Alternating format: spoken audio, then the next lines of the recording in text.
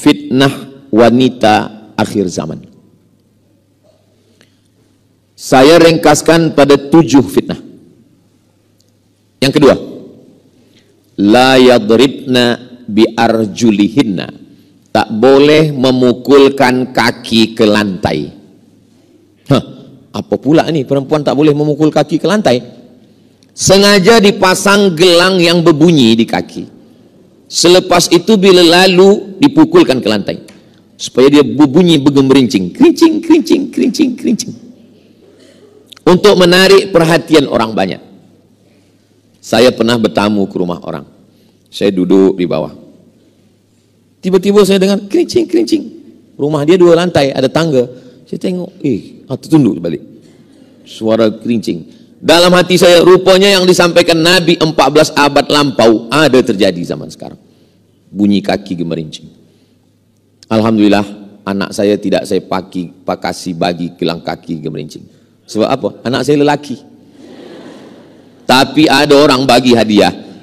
Ustaz Abdul Somad, ini saya bagi gelang kaki. Kata saya, anak saya lelaki, Tuan Haji. Ustaz pakaikan kejap, ambil gambar, lepas tu buka balik. Nak senangkan hati saja. Sebab adat kampung kami suka kalau budak kecil dipakai ke gelang kaki. Gitu. Saya pakaikan kejap, ambil gambar, kirim pada dia, lepas tu saya simpan sampai sekarang. Apa maknanya? Kalau hanya setakat itu tak apa, atau tak berbunyi. Tapi makna ayat ini sebenarnya bukan khas pada gelang saja. Semua yang menyebabkan mata orang tertengok, maka dia boleh menjadi haram, sama macam hukum gelang kaki tadi. Dipakai kasut yang tumitnya 15 cm. Dia berjalan, kita yang sakit jantung.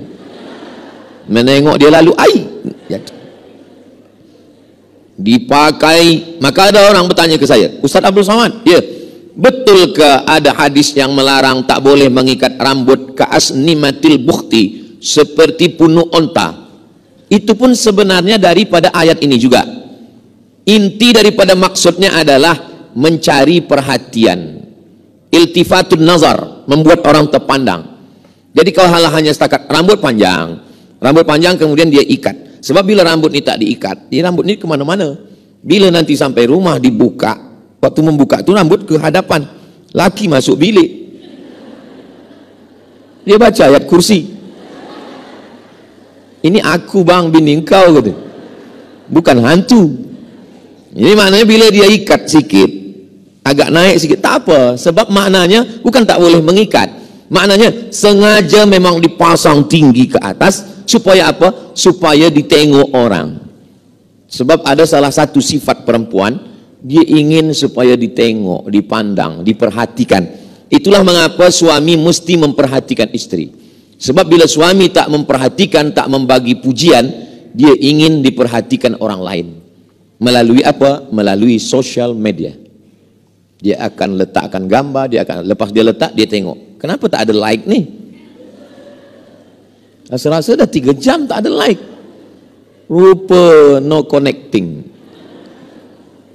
Jadi mesti ada perhatian. Maka lelaki bila dia balik, walaupun sekarang ni yang mendengar muslimat, tapi saya yakin balik dari sini lelaki-lelaki juga bila di-upload nanti, lelaki juga menonton, dia dengar ulang. Oh, nampaknya ini untuk perempuan, tapi juga bagi kami untuk lelaki. Nanti bagikan ke suami-suami, anak-anak lelaki semua di channel Ustaz Abdul Somad Official. Subscribe, like, share, and comment, supaya mereka boleh tonton, boleh tengok. Semuanya, dari mula pakaian. Ada model pakaian ini yang kalau angin kencang dia boleh terbang macam kelambu. Kita disuruh biasa-biasa saja. Ini nampaknya Ustaz Somad macam menyindir-nyindir kami ini. Tidak. Saya adalah ustaz yang tak pandai sindir-menyindir. Saya ni kata orang Melayu, simbah daun nampak buah, to the point, langsung saja. Saya cakap saya tak pandai sindir-menyindir. Sebab dulu pernah juga ada pengerusi masjid, nanti Ustaz Somad sampaikan ini. Saya sindir. Lepas tu balik, kata dia, mohon maaf Ustaz, yang disindir tu tak datang. Jadi saya tak pandai sindir-menyindir. Kalau saya cakap, terus saja saya sampaikan ayat, terus saya sampaikan hadis. Masalah manusia suka tak suka, kita balikkan pada Allah Subhanahu wa taala semuanya. Qalbul mu'min baina asabi'ir rahman. Hati orang beriman itu terletak pada kuasa Allah taala. Maka kita selalu meminta, ya muqallibal qulub, engkau yang membalik-balikkan hati manusia. Manusia nak dengar, manusia suka, manusia tak suka. Dan almarhumah mak saya selalu nasihatkan, kau sampaikan saja ayat Allah, kau sampaikan saja hadis Rasulullah. Manusia suka tak suka, yang penting Allah suka. Maka dulu awal-awal saya bawa almarhumah mak saya ke masjid, masjid besar, penuh orang ramai. Saya sangka bila balik nanti dia akan katakan, ramai orang datang tadi. Bila balik dia tanya, engkau tak ada pelihara jin kan? Apalah mak ni, kata dia. Saya ni ustaz. Aku takut engkau berkawan dengan jin, lalu kemudian jin itu menarik hati manusia supaya dia suka pada cakap engkau tak akan diterima Allah Subhanahu wa taala. Aku ni ustaz mak, takkan aku berkawan dengan jin? Jinnya ustaz juga, kata dia. Aku ni dari Mesir mak, dari Kahirah. Jinnya pun dari Kahirah juga, kawan-kawan Fir'aun. Jadi nasihat yang paling dalam adalah nasihat ibu, masuk ke dalam tangkai hati, jantung, kefikiran sampai hari ini.